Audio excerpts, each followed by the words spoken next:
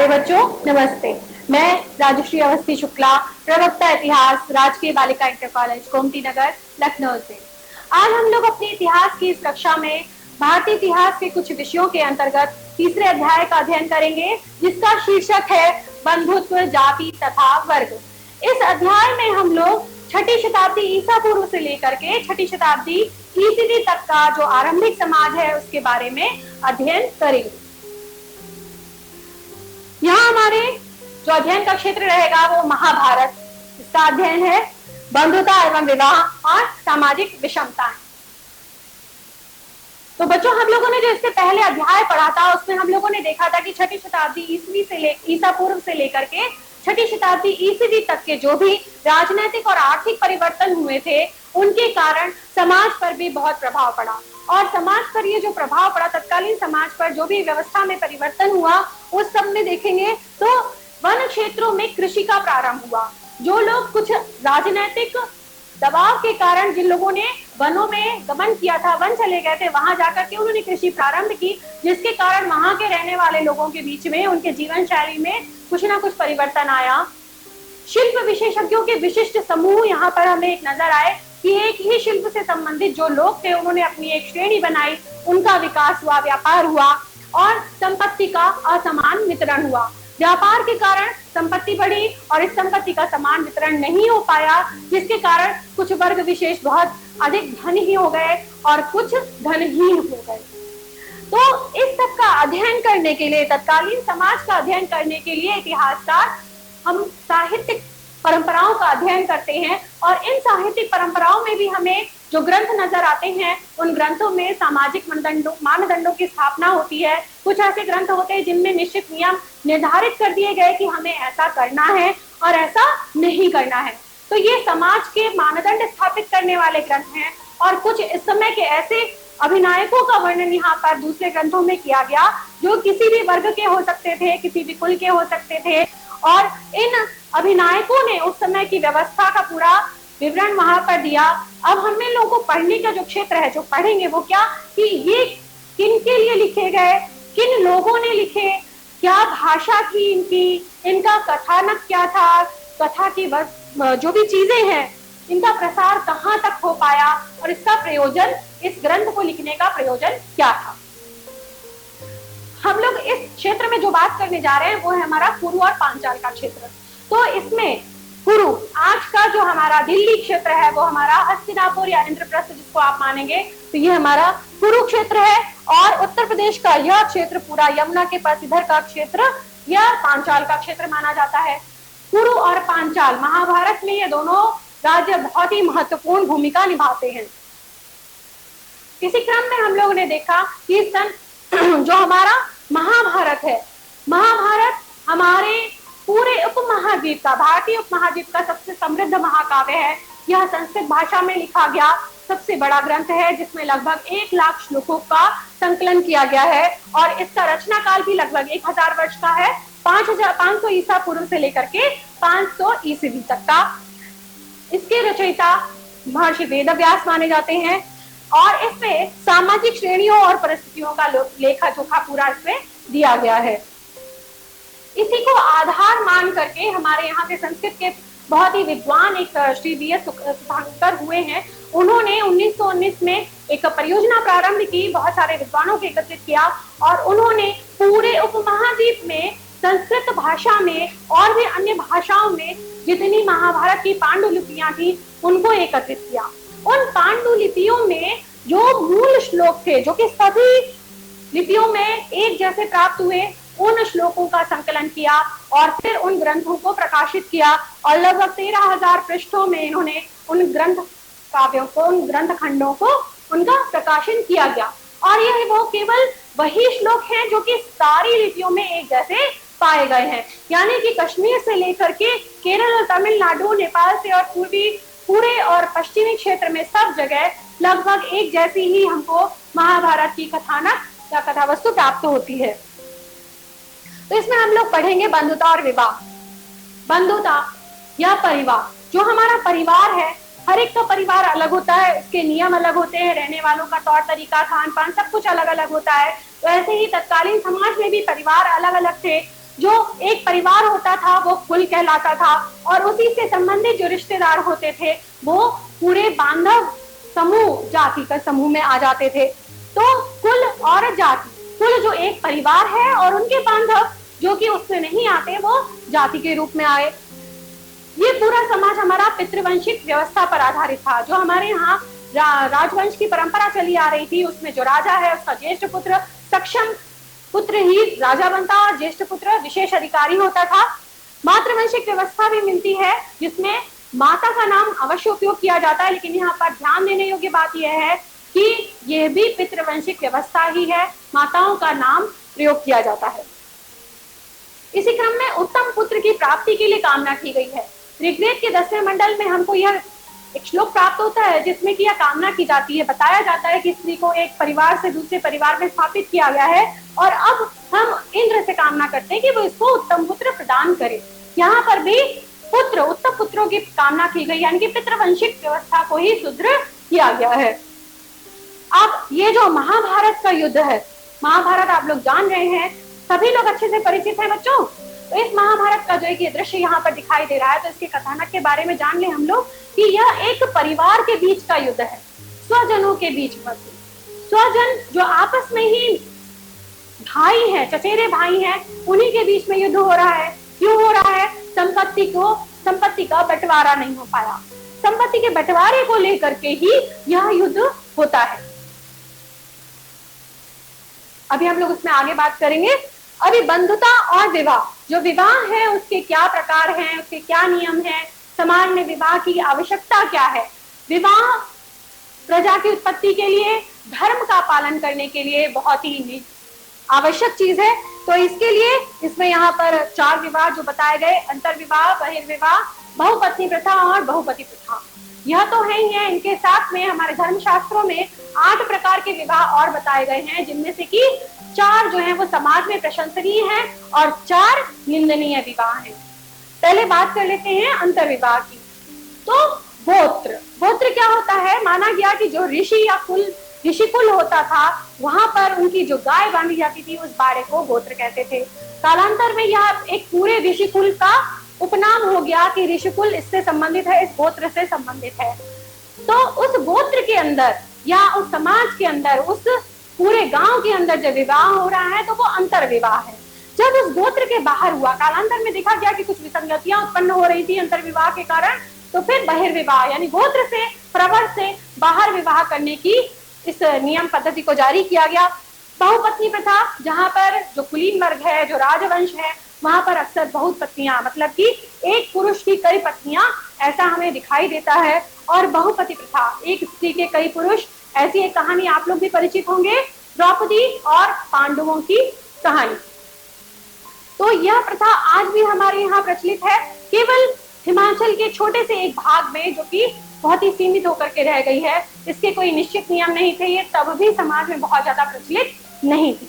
जो प्रचलित विवाह थे, जो कि समाज के द्वारा प्रशंसनीय थे, वो ये 4 विवाह हैं: ब्राह्म विवाह, राजापत्य विवाह, आर्ष विवाह और दैव विवाह। इसमें ब्राह्म विवाह सबसे ज्यादा श्रेष्ठ माना जाता था, जिसमें कि होम करके, हवन करके, सप्तपदी सप्तवचन लेकर के संपूर्ण कन्याधन के साथ स्त्री जो कन्या है उसका दान करके विवाह किया जाता था सुयोग्य वर्ग के साथ। ऐसा ही प्राजापत्य विवाह में भी और आर्ष विवाह में बैल की जोड़ी के साथ लेकर के और कन्या का दान किया जाता था।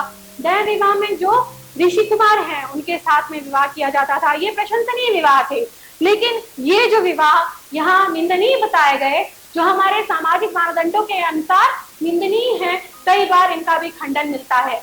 जैसा कि राक्षस विवाह, कृष्ण और रुक्मिणी का विवाह इसी राक्षस विवाह की श्रेणी में आता था, लेकिन समाज में यह मानदंड स्थापित किया गया कि हाँ, विवाह इन प्रकार के ही होने चाहिए। स्त्री का गोत्र, जो स्त्री है विवाह के पश्चात उसका गोत्र परिवर्तित हो जाता है। पहले वो अपने पिता के गोत्र के नाम से जानी जाती है और बाद में वो अपने पति के गोत्र के नाम से जानी जाती है। उपनिषदों में मातृनाम, उपनिषदों में बृहदारण्यक उपनिषद में मातृनाम से संबोधित बहुत सारे ऋषि कुमारों का नाम आता है। माताओं का महत्व, जैसा कि आप लोग जानते हैं बेटा, आपके जीवन में, सबके जीवन में माताओं की बहुत अधिक महत्वपूर्ण भूमिका रहती है। उस भूमिका में वो अपने जीवन के सारे प्रेम को में आपको देती हैं, जिसमें कि वो शिक्षक भी हैं, आपकी माता भी हैं, आपके पूरी सेविका भी हैं, आपके हर प्रकार से आपकी सेवा करती हैं, आपको संस्कार भी देती हैं, एक उचित मार्ग पर चलने का निर्देश भी देती हैं, डांटती भी हैं, फटकारती भी हैं, गलत करने पर मार भी सकती हैं। तो ऐसा ही कुछ हमारा तब भी समाज में यही पूरा प्रभाव माताओं का चलता था। और ऐसा ही एक उदाहरण मिलता है कि जब दुर्योधन, जो कि धृतराष्ट्र के पुत्र हैं, वो अब कुछ ऐसा ही गलत व्यवहार कर रहे होते हैं, तो गांधारी उनको चेतावनी भी देती है और समझाती भी है कि आप अपने ये कुचक्रों से पार आइए, ये सब मत कीजिए और अपने चचेरे भाइयों के साथ में बैर मत लीजिए, उनके साथ संपत्ति का विभाजन कर लीजिए और समाज में एक प्रतिष्ठित भूमिका निभाइए। लेकिन ऐसा हो नहीं पाता, क्योंकि जो दुर्योधन है वो अपने आसपास के षड्यंत्रों से और अपने चचेरे भाइयों को उस संपत्ति से बेदखल करना चाहता है और स्वयं ही राजा बनना चाहता है। तो यह कथानक, यह पूरा उस युद्ध की पृष्ठभूमि बन जाती है जहां पर महाभारत का युद्ध होता है। इसी जगह जो पांडवों की माता है कुंती, वो अपने बच्चों में ऐसे संस्कार देती हैं कि वो प्रजा में प्रशंसनीय होते हैं, और जब प्रजा दोनों कुमारों को, दोनों वंशों के कुमारों को एक साथ देखती है तो वो अवश्य ही पांडवों को ही पसंद करती है और चाहती है कि युधिष्ठिर ही राजा बने। अभिलेखों में सातवाहन राजाओं के नाम, जो हमें अभिलेख प्राप्त हुए, ये सातवाहन वंश की एक खंडित मूर्ति प्राप्त हुई है। तो यहाँ पर इन अभिलेखों में माताओं का नाम उल्लेख किया गया है, राजा के साथ उनकी माता का नाम, जैसे वशिष्ठी पुत्र पुलमावी, गौतमी पुत्र सिरी सातकर्णी, ऐसे ही और भी तमाम सारे राजा हैं जिनकी माताओं का नाम उनके नाम के आगे उल्लेख किया गया है। वर्ण व्यवस्था के अंतर्गत और इससे परे, वर्ण व्यवस्था, जब हम समाज की बात करेंगे, सामाजिक विषमताओं की बात करेंगे, तो इसमें सबसे पहले वर्ण व्यवस्था की बात आती है। तो वर्ण यहाँ जन्म पर निर्धारित नहीं था, कर्म पर निर्धारित की यह व्यवस्था। इसमें माना गया जो विराट पुरुष है उसकी जब उत्पत्ति हुई तो उसके मुख से ब्राह्मण का, यानी कि जो श्लोक आता है दशम मंडल में पुरुष सूक्त, तो उसमें कहा गया ब्राह्मणो अस्य मुखमासीत् बाहु राजन्या कृता ऊरु तदस्य यद् वैश्यः पद शूद्रो पद्भ्याम शूद्रो अजायत। ब्राह्मण की उत्पत्ति उसके मुख से हुई, जिसका कि दायित्व पठन पाठन था, वेद अध्ययन करना, वेद अध्यापन करना, यज्ञ का संपादित करवाना और भिक्षा के माध्यम से अपनी जीविका, उचित जीविका का पालन करना। ऐसे ही दूसरे वर्ण की बात करें, क्षत्रिय वंश, तो क्षत्रिय जो वर्ण है उसका प्रमुख कार्य अपनी प्रजा को सुरक्षा प्रदान करना है और उसकी रक्षा के लिए युद्ध करना है, पढ़ना है, वेद अध्ययन करना है, यज्ञ संपादित करवाना है और दान देना है। तीसरे वर्ण की बात करें तो वैश्य वर्ण में उनका कार्य वेद अध्ययन, साथ ही साथ व्यापार, कृषि और यज्ञ इत्यादि जो संपादित हो रहे हैं और दान, ये सब कार्य वैश्य वर्ण के लिए निश्चित थे। शूद्र वर्ण के लिए तीनों वर्णों की सेवा और विशेषता वैश्य वर्ण के साथ कृषि और व्यापार में उनका सहयोग देना। यह मानदंड स्थापित किया गया, लेकिन इसके इतर भी कार्य हुए। इससे बाहर जाकर भी आपद का नाम आता है कि जो विपत्ति के समय हम अपने जो निर्धारित हमारा धर्म है उससे हम दूसरा कार्य भी कर सकते हैं। जैसे कि ब्राह्मण होते हुए भी परशुराम ने क्षत्रिय का कार्य किया और क्षत्रिय होते हुए भी विश्वामित्र ने ब्राह्मणोचित कार्य किया।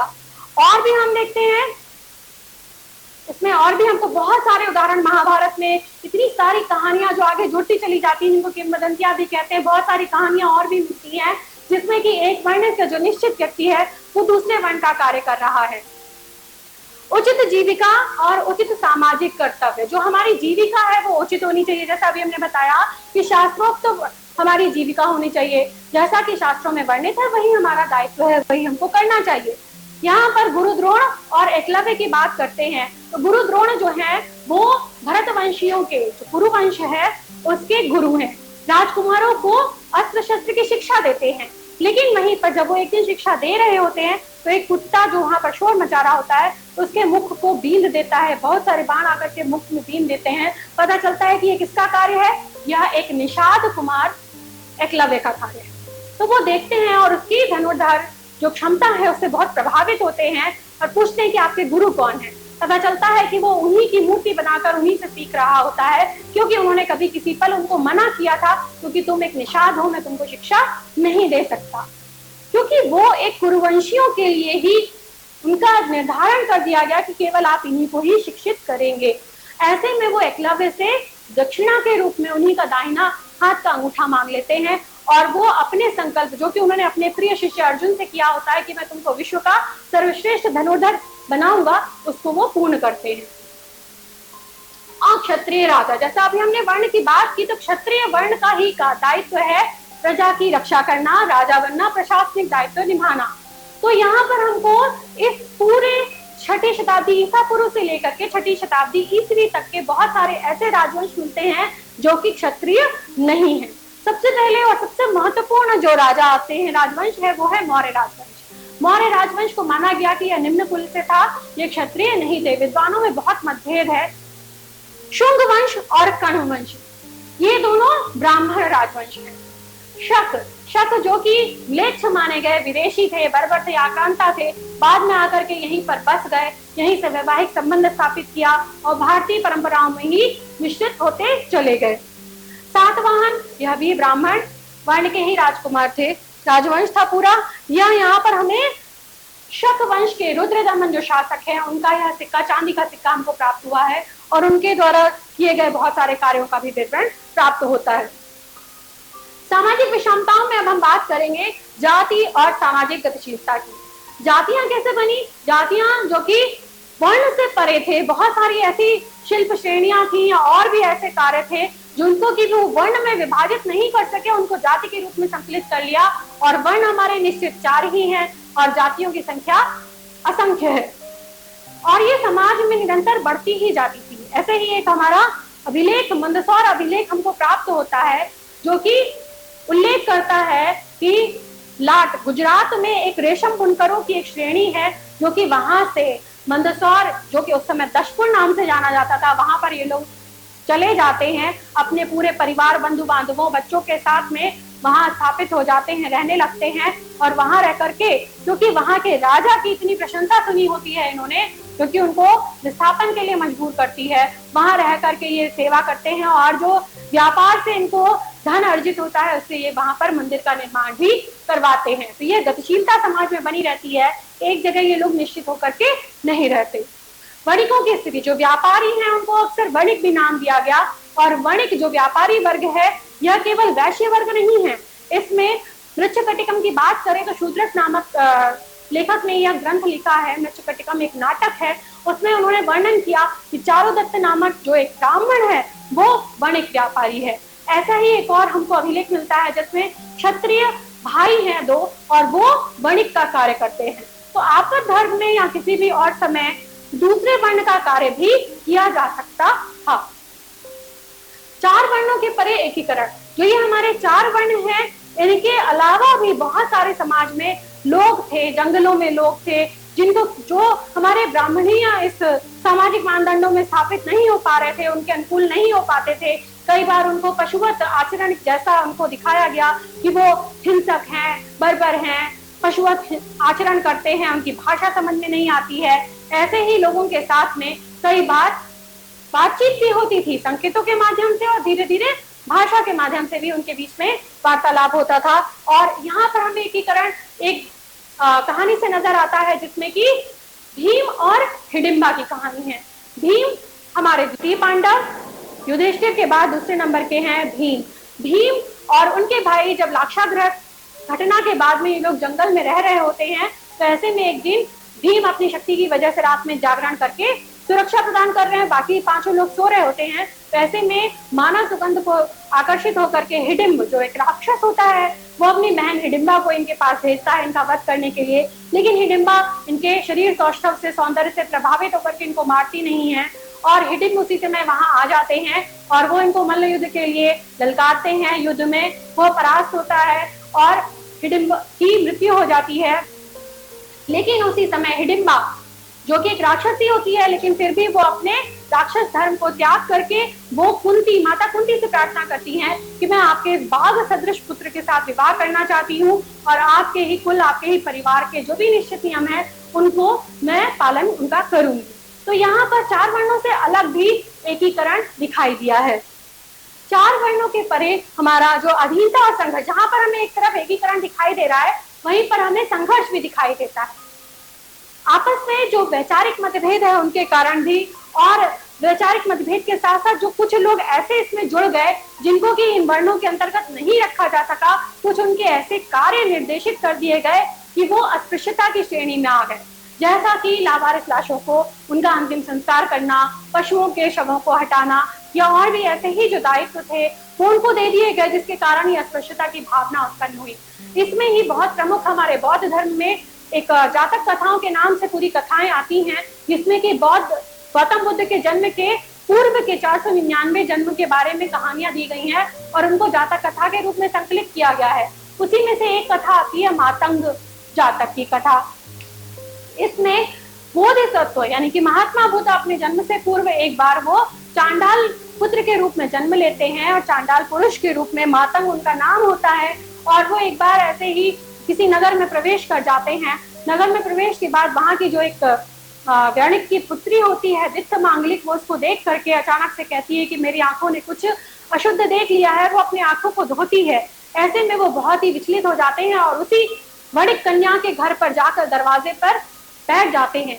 अगले 7 दिनों तक ये वहीं पर भूखे प्यासे बैठे रहते हैं। तो ऐसे धरने के बाद में व्यापारी स्वयं अपनी पुत्री को इनको समर्पित कर देता है।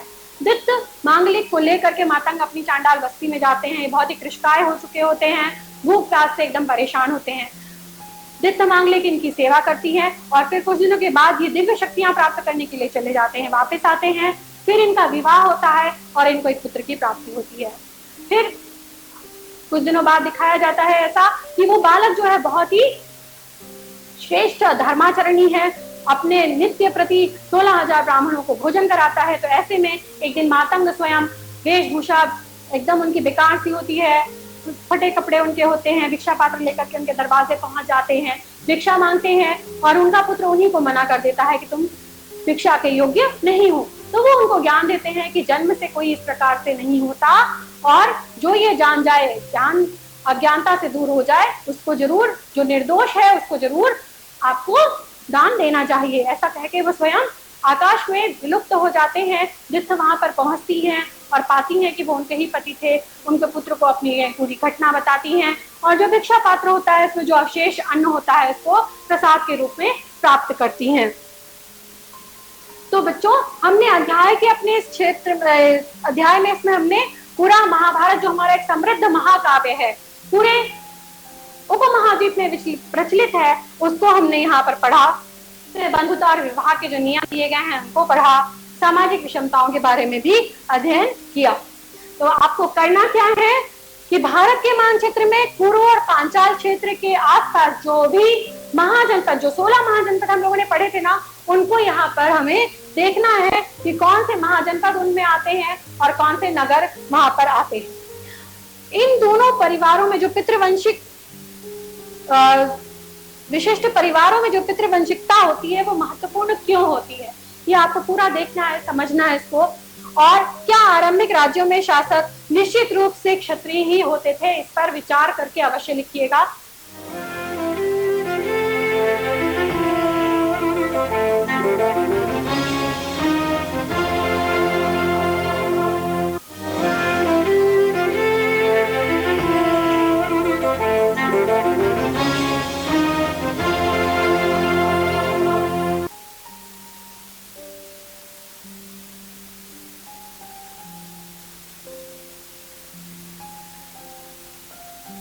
जग जीवन व्यापार का शिक्षा है आधार, जग जीवन व्यापार का शिक्षा है आधार, और शिक्षा के सौंदर्य का मत करना व्यापार।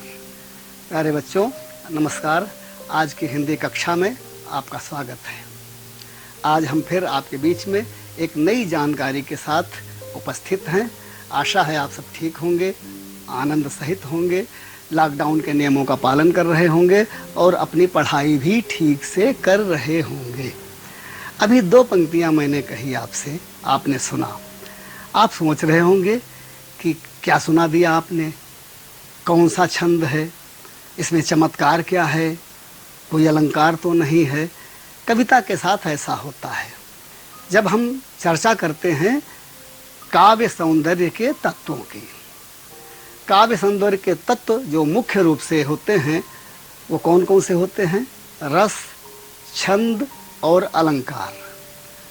आपने पिछली कक्षा में रस की चर्चा सुनी होगी, रस पर आपने खूब ज्ञान ग्रहण किया होगा, खूब अभ्यास किया होगा और आपकी समझ में भी आया होगा। आज हम उसका दूसरा भाग लेकर के आपके बीच में उपस्थित हैं और उसमें आज हम आपके बीच में चर्चा करेंगे छंद क्या है और अलंकार क्या है, आपके पाठ्यक्रम में क्या क्या है। तो कक्षा 9 में आपने जो है छंद पढ़े होंगे। कौन कौन से छंद पढ़े होंगे? चौपाई और दोहा आपने पढ़ा होगा।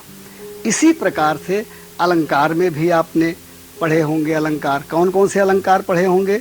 अनुप्रास अलंकार पढ़ा होगा, यमक अलंकार पढ़ा होगा और श्लेष अलंकार पढ़ा होगा।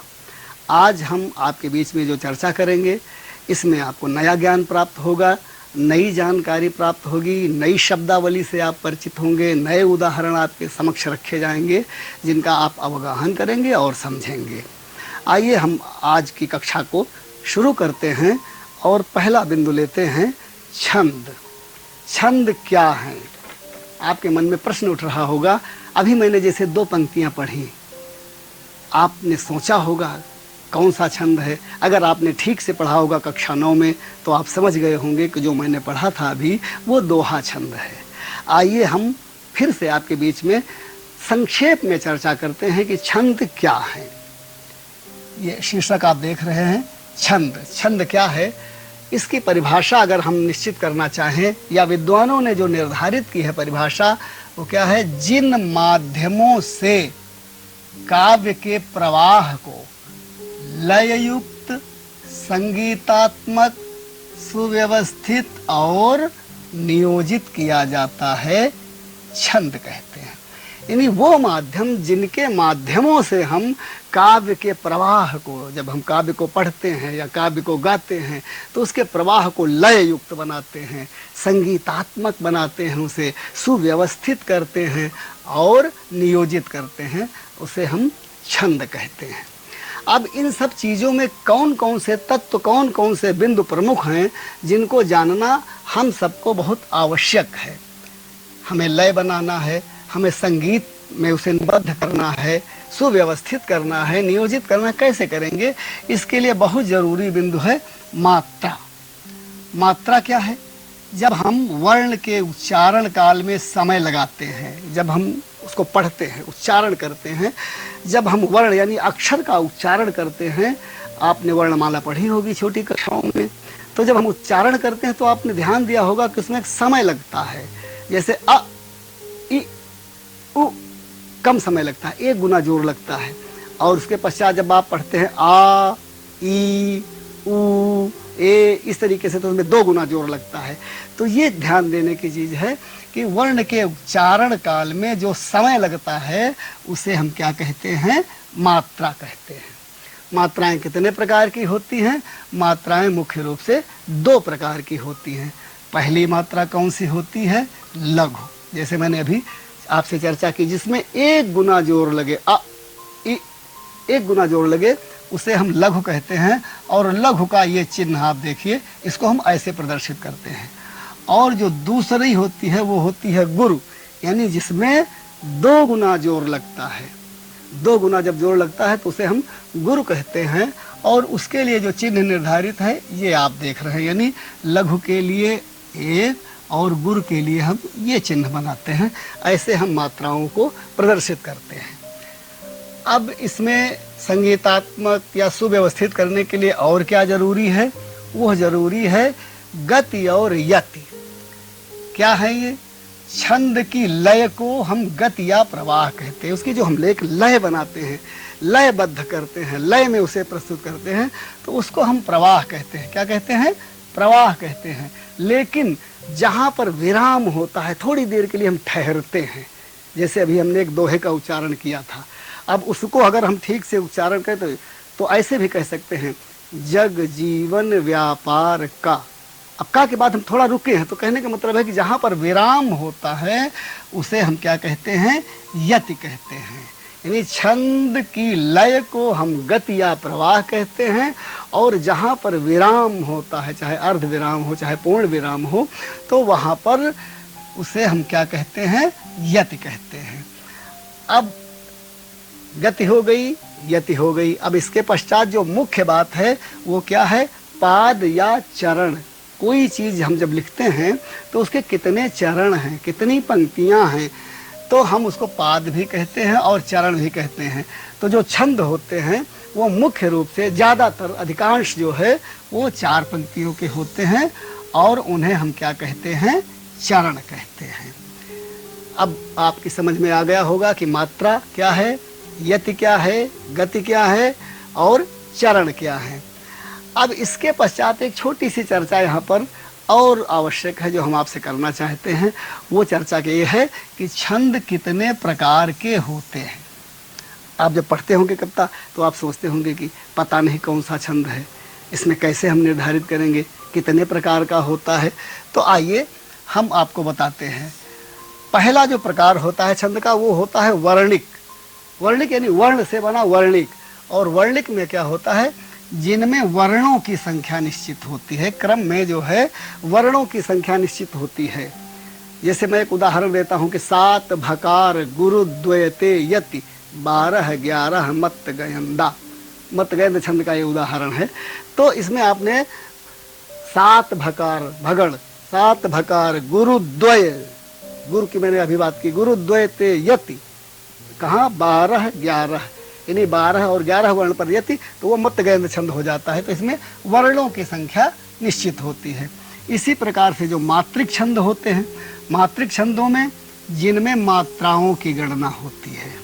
मात्राओं की गणना आपने पिछली कक्षा में पढ़ा होगा। पिछली कक्षा में आप चौपाई पढ़ चुके हैं और पिछली कक्षा में आप दोहा भी पढ़ चुके हैं, तो उसमें आपने मात्राएं लगाई होंगी। अभी हम जब इसकी चर्चा आगे करेंगे तो बताएंगे आपको। तो जिनमें मात्राओं की गणना होती है उन्हें हम मात्रिक छंद कहते हैं। और इसके अलावा तीसरा जो है वो है प्रमुख बिंदु मुक्त छंद। यानी मुक्त छंद हम किनको कहते हैं, जिनमें न तो वर्ण का कोई बंधन होता है और न कोई मात्रा का बंधन होता है। आजकल ऐसे ही छंद बहुत लिखे जा रहे हैं। छंद जो है वो जो मुक्त हैं वो ज़्यादा लिखे जा रहे हैं। तो छंद के प्रकार जो हैं आपने अभी देखा कि वर्णिक छंद, मात्रिक छंद और मुक्त छंद। आइए हम इस चर्चा को थोड़ा सा और आगे बढ़ाते हैं। हमारा जो पाठ्यक्रम है कक्षा 10 का, उसमें जो हमें पढ़ना है, जो उसमें हमें जो निर्धारण में मिला है कौन कौन सा छंद हमें पढ़ना है, तो जो निर्धारित किए गए हैं उसमें से पहला छंद है सोरठा। ये देखिए सोरठा निर्धारित किया गया है। तो हम आज सोरठा पढ़ेंगे। सोरठा क्या होता है, बहुत अच्छी सी परिभाषा हम आपके बीच में रखते हैं जो आप बहुत जल्दी समझ जाएंगे। दोहा चूंकि आप पढ़ चुके हैं कक्षा 9 में, कक्षा 10 में सोरठा है। तो सोरठा क्या है, यह दोहा का उल्टा होता है। अब उल्टा कैसे होता है, दोहा आपने पढ़ा, उसकी मात्रा आपने देखी होंगी, यहाँ पर उलट जाता है क्रम। कैसे उलटता है कि इसके प्रथम और तृतीय चरण में 11-11 मात्राएं होती हैं, जबकि दोहे में क्या होता है 13-13 होती है। पलट जाता है यहाँ पर। तो इसके प्रथम और तृतीय चरण में 4 चरण का दोहा होता है। अब 4 चरण का दोहा होता है और यह अर्ध सम मात्रिक छंद होता है। तो प्रथम और तृतीय चरण में क्या होता है कि 11-11 मात्राएं होती हैं। इसका जो दूसरा होता है, दूसरा चरण और चौथा चरण, इसमें क्या होता है 13-13 मात्राएं होती हैं। यानी प्रथम चरण में और तीसरे चरण में क्या होता है 11-11 मात्राएं होती हैं, और इसका जो दूसरा चरण होता है और चौथा चरण होता है उसमें क्या होती हैं 13-13 मात्राएं होती हैं। इसको हम क्या कहते हैं, सोरठा कहते हैं। अब सोरठा समझने के लिए आइए हम इसकी मात्राओं पर चर्चा करते हैं। बहुत जल्दी आपकी समझ में आएगा कि सोरठा क्या होता है। परिभाषा भी आपने देखी। यह दोहा का उल्टा होता है।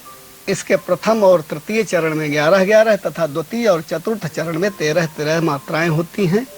यह अर्धसम मात्रिक छंद है। आप इसको आप नोट भी कर सकते हैं, आगे याद करने में आपको आसानी होगी। आइए इसकी मात्रा लगाते हैं। कैसे लगाते हैं? मैंने कहा था उच्चारण में अगर 1 गुना जोर लगे तो 1 मात्रा, और 2 गुना जोर जब लगे तो 2 मात्राएं हो जाती हैं। कैसे? जो सुमिरत सिद्धि होई, जो जोर लग रहा है 2 मात्रा, सुमिरत 1-1 मात्रा, सिद्धि सिद्धि होई होई, जो सुमिरत सिद्धि होई। अब इसको हम गिनेंगे तो गिनेंगे तो 2 3 4 5 6 7 8 9 10 11, देखिए 11 मात्राएं आ रही हैं। अब इसके दूसरे चरण में हम मात्राएं लगाते हैं। गणनायक, गणनायक, करिवर, करिवर, बदन, बदन। जोर 1 गुना लग रहा है। अब इसकी मात्राएं हम गिनते हैं। 2 2 4 2 6 7 8 9 10 11 12 13, ये 13 मात्राएं आ गई निकल करके। इसका तीसरा चरण हम देखते हैं। करहु अनुग्रह सोई, करहु, करहु अनुग्रह। जहां पर संयुक्त अक्षर आ जाता है तो उसके पहले 2 मात्रा हो जाती हैं। जैसे यहाँ पर अब यहाँ पर हम जोर लग रहा है, रुक रहे हैं, तो अनुग्रह सोई। अब मात्रा गिनते हैं। 1 2 3 4 5 6 7 8 9 10 11, 11 मात्राएं। अब इसके बाद हम आते हैं इसके चौथे चरण पे। चौथे चरण की मात्राएं गिनते हैं। बुद्धि, अब ध्यान दें आप, यहाँ पर संयुक्त अक्षर है तो उसके पहले जोर लग रहा है तो 2 मात्रा, बुद्धि। राशि, राशि, शुभ, शुभ, गुण, सदन। यहाँ पर 1 गुना जोर लग रहा है। अब इनको हम गिनते हैं। 2 1 3 3 2 5 1 6 7 8 9 10 11 12 13। अभी आपने परिभाषा पढ़ी, इसके प्रथम और तृतीय चरण में 11-11 है। तो देखिए प्रथम और तृतीय चरण में 11-11 मात्राएं हो गई, तथा द्वितीय और चतुर्थ चरण में, द्वितीय में और चतुर्थ में 13-13 मात्राएं हो गई। तो इस प्रकार से ये कौन सा छंद हो गया? ये सोरठा छंद हो गया। बच्चों, मैं उम्मीद करता हूँ कि आपकी समझ में अवश्य आया होगा। अब थोड़ा सा इसको और हम पुष्ट करने के लिए क्या करते हैं कि अभ्यास करेंगे, घर पे अभ्यास करेंगे, आप भी अभ्यास करेंगे। जब आप अभ्यास करेंगे घर पे और ये आपके समक्ष होगा तो आपकी जल्दी समझ में आ जाएगा। अब हमारे पाठ्यक्रम में जो दूसरा छंद है वो है रोला। आइए हम रोला की चर्चा आपके बीच में रखते हैं। रोला क्या है? रोला यह सममात्रिक छंद है। सोरठा क्या था? अर्ध सममात्रिक छंद था, लेकिन ये सममात्रिक छंद है। और इसमें कितने चरण होते हैं? 4 चरण होते हैं। और खास बात यह होती है कि इसके प्रत्येक चरण में 24 मात्राएं होती हैं। सोरठा में अलग अलग था, लेकिन इसके प्रत्येक चरण में कितनी मात्राएं होती हैं? 24 मात्राएं होती हैं। यति कहाँ पर होती है? 11 और 13 मात्राओं पर यति होती है। वहाँ पर 11 और 13 पर यति थी, लेकिन यहाँ पर भी आप ध्यान दें, क्योंकि 11 और 13 मात्राओं पर यति तो है, लेकिन कुल मात्राएं कितनी हैं? 24 हैं। और ख़ास बात यह है कि इसके 4 चरण हैं और यह सममात्रिक है। ये ध्यान रखने की बात है। अब इसको ज़्यादा पुष्ट करने के लिए हम आपको थोड़ा सा विस्तार से समझाते हैं।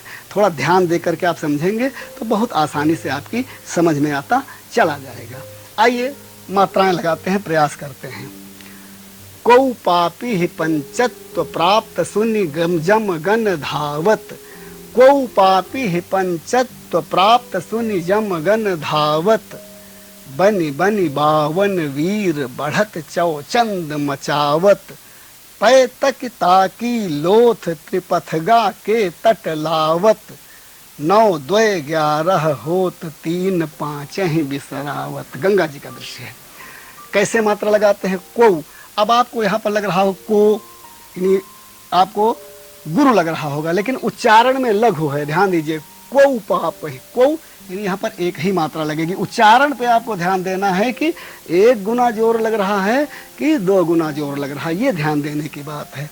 तो क्वौ 1 गुना जोर लग रहा है तो एक एक मात्रा हो गई। पापी 2 मात्रा, पापी पंचत्व यानी पा में भी 2 गुना जोर लग रहा है, पन, और चत्व चा में भी जोर लग रहा है 2 गुना, और वा में 1 गुना जोर लग रहा है।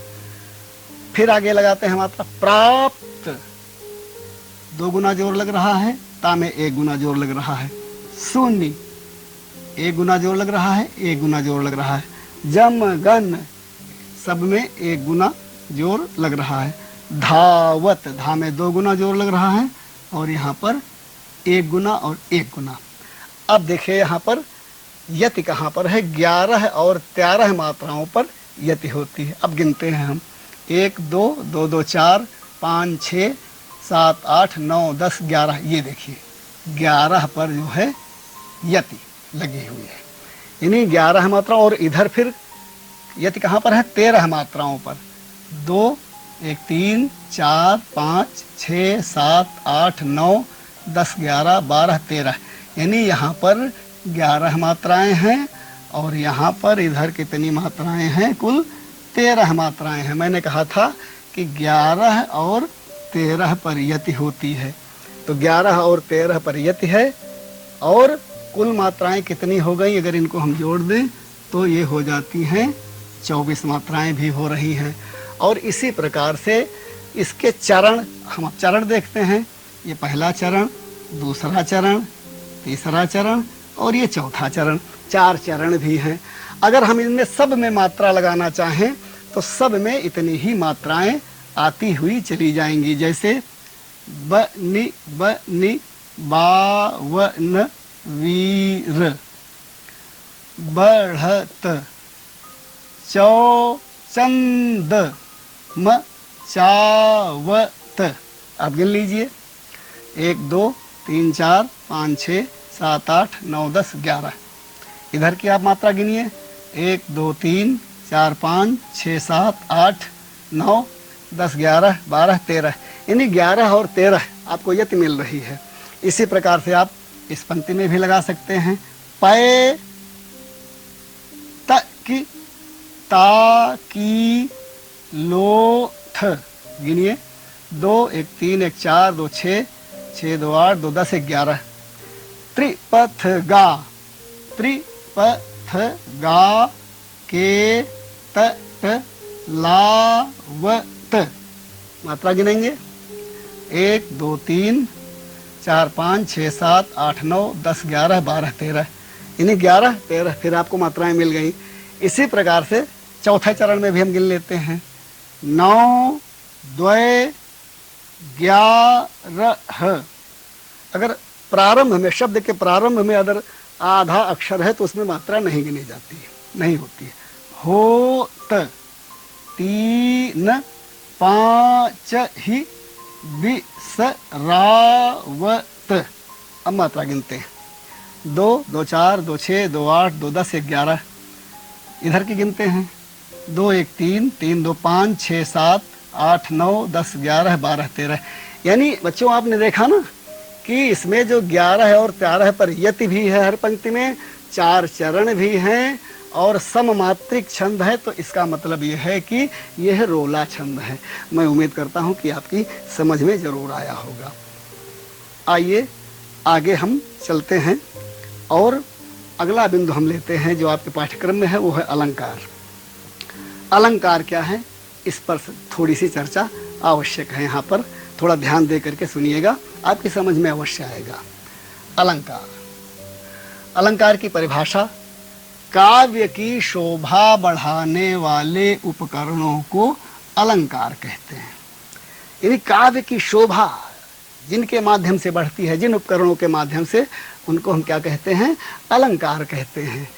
और इसके प्रयोग से होता क्या है, इसके प्रयोग से शब्द और अर्थ में चमत्कार उत्पन्न होता है। आप जब सुनते हैं तो आपको बहुत अच्छा लगने लगता है। कहाँ से अच्छा लगने लगता है। जो वो चमत्कार पैदा होता है वो किसके कारण पैदा होता है, वो अलंकार के कारण पैदा होता है। तो अलंकार कितने प्रकार के होते हैं, मैंने बताया कि आपने पिछली कक्षा में भी पढ़े होंगे, कौन कौन से पढ़े होंगे उसकी भी मैं चर्चा फिर से किए देता हूँ आपके बीच में। अलंकार दो प्रकार के होते हैं। पहला अलंकार कौन सा होता है, शब्दालंकार। इसमें संधि शब्द धन अलंकार, शब्दालंकार। शब्दालंकार किनको हम कहते हैं, जब शब्दों में चमत्कार हो, शब्दों में जब चमत्कार होता है तो उसको हम शब्दालंकार कहते हैं। अनुप्रास, यमक और श्लेष अलंकार आप पढ़ चुके हैं पिछली कक्षा में। तो यमक में आपने पढ़ा होगा कनक कनक ते सौगुनी, शब्द में चमत्कार। इसी प्रकार से अर्थालंकार, अर्थालंकार मतलब जब अर्थ में चमत्कार हो, जहाँ पर अर्थ में चमत्कार हो वहाँ पर अर्थालंकार। ये उपमा, रूपक और उत्प्रेक्षा और भी तमाम हैं, लेकिन हमारे पाठ्यक्रम में ये तीन हैं इस समय। अब आइए इनको हम सिद्ध करने के लिए इनके जो मुख्य अंग हैं उन पर चर्चा करते हैं। वो क्या है, उपमेय या प्रस्तुत। उपमेय किसे कहते हैं, वह वस्तु या व्यक्ति जिसकी हम अन्य दूसरी वस्तु या व्यक्ति से तुलना करते हैं। मान लीजिए हम इसकी तुलना इससे कर रहे हैं, तो कहने का तात्पर्य है कि वह वस्तु जिसकी हम दूसरी वस्तु से तुलना कर रहे हैं उसको हम क्या कहते हैं, उपमेय या प्रस्तुत कहते हैं। और उपमान किसे कहते हैं, जिस वस्तु या व्यक्ति से उपमेय की समता की जाती है। यानी पहली चीज़ तो यह है कि हम जिससे कर रहे हैं, और दूसरी चीज़ ये है कि हम जिसकी कर रहे हैं। ये ध्यान रखने की बात है। ये थोड़ा सा अभी और आपको स्पष्ट हो जाएगा जब हम उदाहरण लेंगे। आइए एक उदाहरण लेते हैं। पहला हमारा है उपमा अलंकार, ये हमारे पाठ्यक्रम में है। उपमा अलंकार की परिभाषा, जहाँ दो भिन्न पदार्थों या व्यक्तियों में समान गुण आदि के कारण सादृश्य की स्थापना होती, समानता होती है। यानी दो भिन्न पदार्थ हैं या दो भिन्न व्यक्ति हैं और उनमें समान गुण या धर्म के कारण समानता का भाव आता है, सादृश्य की स्थापना होती है, वहाँ पर उपमा अलंकार। अब आइए एक उदाहरण लेते हैं। उदाहरण बहुत अच्छा है। पीपर पात सरिस मन डोला। अब मैंने आपसे चर्चा की थी कि उपमेय किसको कहते हैं, यानी जिसकी तुलना की जाए। तो किसकी हम तुलना कर रहे हैं, मन की। मन डोल रहा है। और उपमान किसकी तरह डोल रहा है, पीपर पात, पीपर के पत्ते की तरह। पीपल का पत्ता आपने देखा होगा, इसे इसे हिलता रहता है। तो जब मन है, मन यहाँ पर उपमेय है और उपमान क्या है, पीपल का पत्ता है। मन डोल रहा है। अब इसमें वाचक क्या है, सरिस यानी समान, और साधारण धर्म क्या है, डोला, डोल रहा है। यानी मन डोल रहा है। किसकी तरह डोल रहा है, पीपल के पत्ते की तरह डोल रहा है। तो आप समझ गए होंगे कि इसमें उपमेय मन है और उपमान पीपल का पत्ता है। एक उदाहरण हम और लेते हैं इसको थोड़ा सा और पुष्ट करने के लिए।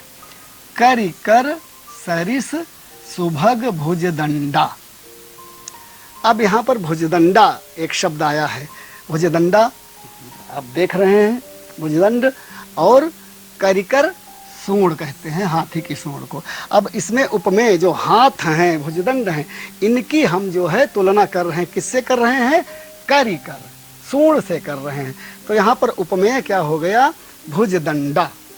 उपमेय यानी जिसकी तुलना की जाए। हम भुजदंड की तुलना कर रहे हैं, किससे कर रहे हैं, करिकर, सूंड से कर रहे हैं। तो उपमेय यहाँ पर क्या हो गया, भुजदंड हो गया, और उपमान क्या हो गया, करिकर हो गया। वाचक सरिस समानता है, और साधारण धर्म सुभग है। जैसे हाथ सुभग वैसे सूंड सुभग है। तो ये उपमा अलंकार है। उपमा अलंकार आपकी समझ में आ गया होगा। अगला अलंकार हम लेते हैं रूपक अलंकार। रूपक अलंकार में क्या होता है, जहाँ उपमेय में उपमान का भेद रहित आरोप हो, यानी जैसे का तैसा कोई भेद न हो, वहाँ पर रूपक अलंकार होता है। अब एक उदाहरण हम लेते हैं रूपक अलंकार का, देखिए कैसे भेद रहित। चरण कमल बंदों हरिराई। अब यहाँ पर उपमेय क्या है, चरण है, और चरण कैसे हैं, उपमान क्या है, कमल है। यानी जो चरण कमल हैं, वो जो चरण हैं वो कमल हैं, यानी कोई भेद नहीं है। चरण और कमल में कोई भी भेद नहीं है। इसलिए जो यहाँ पर जो उदाहरण बनता है आपका चरण कमल बंदो हरिराई, वहाँ पर कौन सा अलंकार होता है? रूपक अलंकार होता है। एक उदाहरण हम और लेते हैं, माया दीपक नर पतंग भ्रम भ्रम इवय पड़ंत। माया में दीपक का ध्यान दीजिए, माया यहाँ पर जो है आप ध्यान दें, उपमेय और उपमान। माया है, माया का दीपक, माया में दीपक का और नर में पतंग का भेद रहित आरोप है। अब आपकी समझ में आ गया होगा। अगला अंतिम उदाहरण लेते हैं, उत्प्रेक्षा अलंकार, जहाँ उपमेय में उपमान की संभावना की जाए, संभावना हो, वहाँ पर उत्प्रेक्षा अलंकार होता है। और इसमें मन मानो जन जानो शब्द जो है मुख्य रूप से आते हैं। एक उदाहरण लेते हैं, उभय बीच सिय सोहत कैसी ब्रह्म जीव बिच माया जैसी। अब इसमें उपमेय सीता जी हैं और उपमान माया है। उभय बीच, राम और लक्ष्मण के बीच में सीता जी कैसे सोह रही हैं, जैसे ब्रह्म और जीव के बीच में माया। तो इसी प्रकार से एक उदाहरण और हम ले रहे हैं कि सोहत ओढ़े पीत पट श्याम सलोने गात मनो नील मन शैल पर आतप पर्यो प्रभात। यहाँ पर पीत पट में आतप की संभावना की गई है और श्याम सलोने गात में नील मन शैल की संभावना की गई है। बच्चों, आपकी समझ में आया होगा। कुछ अभ्यास कार्य हैं जिन पर आप ध्यान दे लें तो आप बहुत अच्छे से घर में करेंगे। कि पहला है कि निम्नलिखित पंक्तियों में कौन सा छंद है? भरत चरित करि नेम तुलसी जे सादर सुनहि सिया राम पद प्रेम अवश्य होई मन रस विरत। इसमें आपको छंद लिखना है और 2-3 पंक्तियां हम आपको दे रहे हैं। इसमें अलंकार आपको ढूंढना है।